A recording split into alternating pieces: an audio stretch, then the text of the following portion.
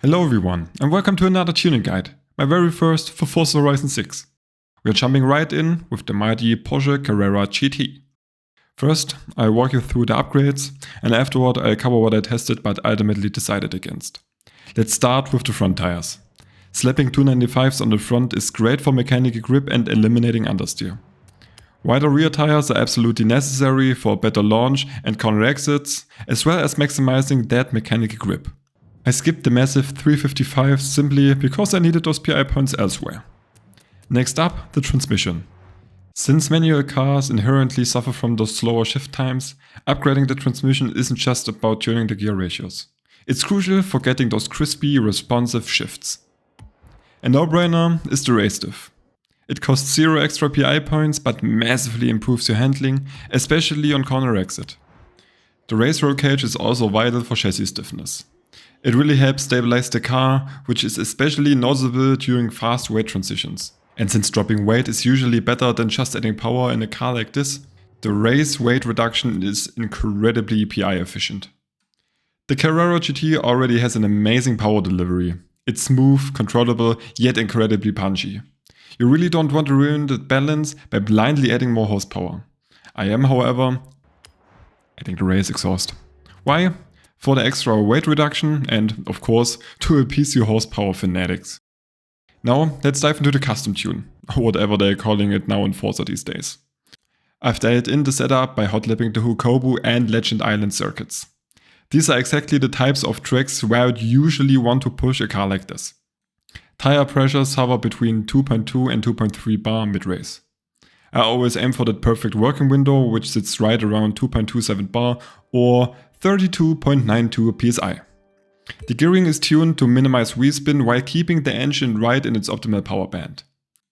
Naturally, if you floor it off the line on cold tires, you're going to get wheel spin of doom. But once you are up to racing speed, throttle management in second gear or above is pretty straightforward. Let's look at alignment. The values might seem a bit strange, but trust me, they work. Adding more camber would actually hurt performance here, as the outer edge of the tires wouldn't heat up properly. I played around with camber and front caster, and these definitely felt like the sweet spot.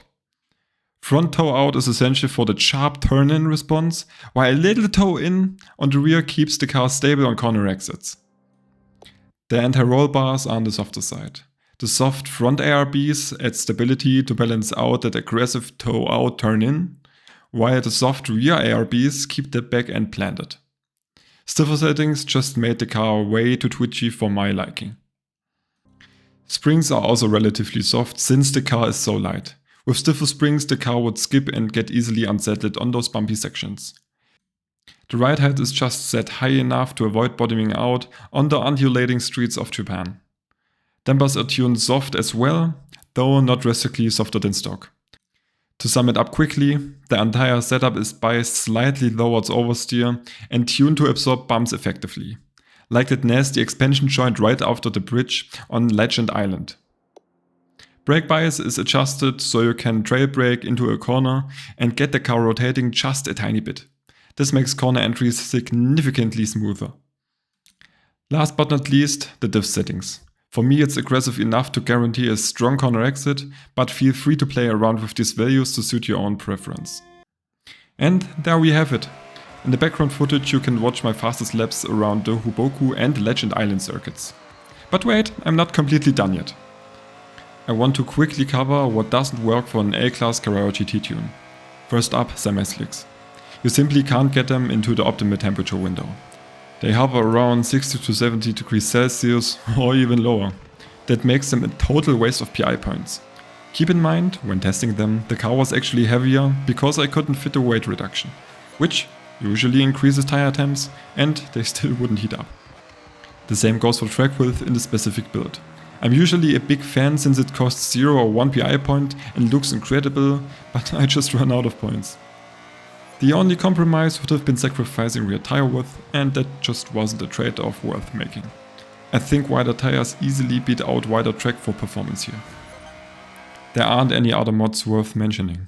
I almost never do engine swaps, especially not on a legendary V10 like in the Carrera GTs, and we certainly don't need Forza Aero in A-Class.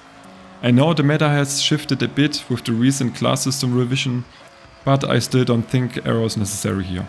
And frankly, an AWD drivetrain swap in this car would be just as illegal as swapping the engine. So, that wraps it up for today and for my very first tuning guide in FH6. I really hope you enjoyed the video. Oh, and don't wonder why I'm using pedals instead of a stick shift in the gameplay. I just wanted to eliminate my own lack of skill as a variable here. If you have any questions or suggestions, don't hesitate to drop them in the comment section below. Until next time, keep the revs up high and the weight down low.